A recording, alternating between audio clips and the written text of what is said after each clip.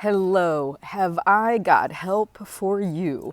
All right, so today we're going to need a paper and pencil, and we're going to go through how you're going to start to dissect mistakes, how you're going to grow more self-compassion, and how you are going to start to correct your situation, okay?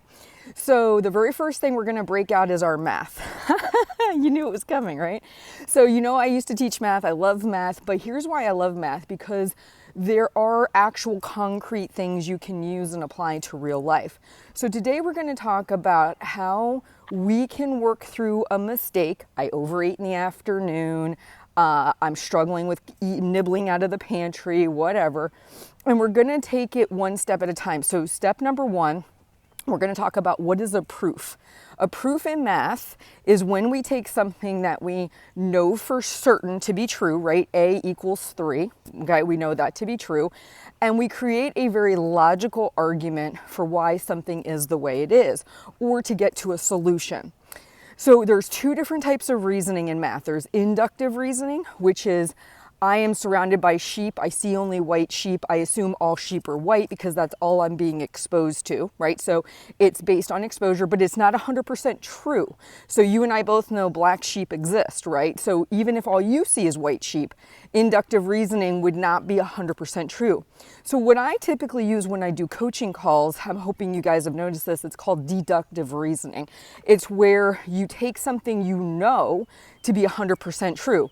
Now, most of the deductive reasoning I use with people on the coaching calls is based on their life experience. They have done repeated things over and over and over again and not achieved the results they want. So we make the logical conclusion that if they have not gotten where they want to be, they need to try a different variable, right? Whatever that thing is that they always do has not yet produced the results they want, so thus we must change what we do.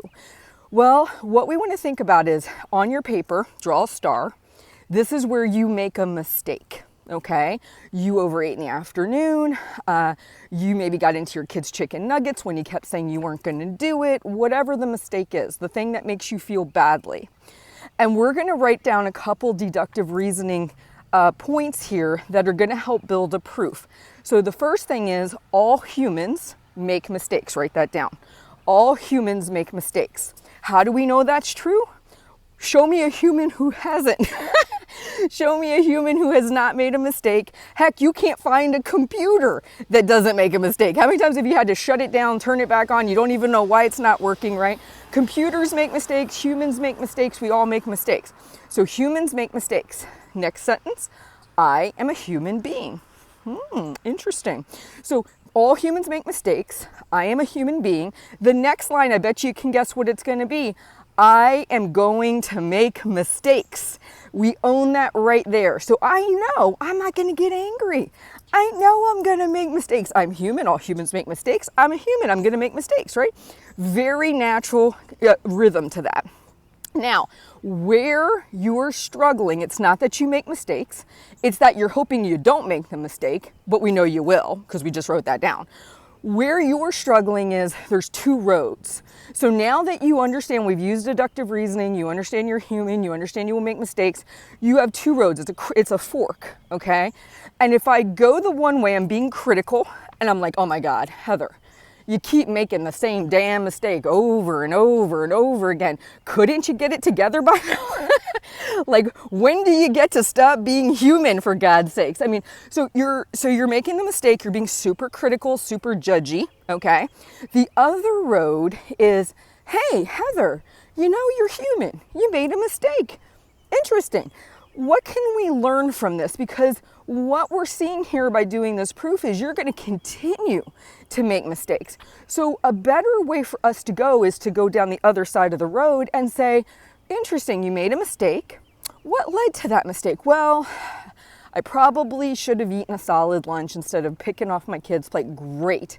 How about tomorrow we prepare your lunch before we make your kids chicken nuggets so you can sit down and eat a meal? See, this is us actually asking the most important question, which is what led to the mistake? I was hungry, I had made lunch for my kids, and I didn't have a lunch for myself. So then what we can do is say, okay, what can you do next time, because there will always be a next time. That's the most important thing. I have given up trying not to make mistakes. I used to live my life white knuckling not making mistakes. Like, okay, Heather, today's the day.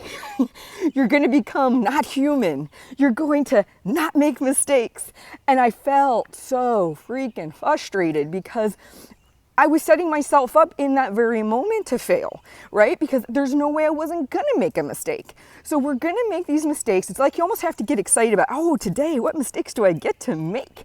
And then the big deciding moment, do you go down the critical path or do you go down the compassionate path?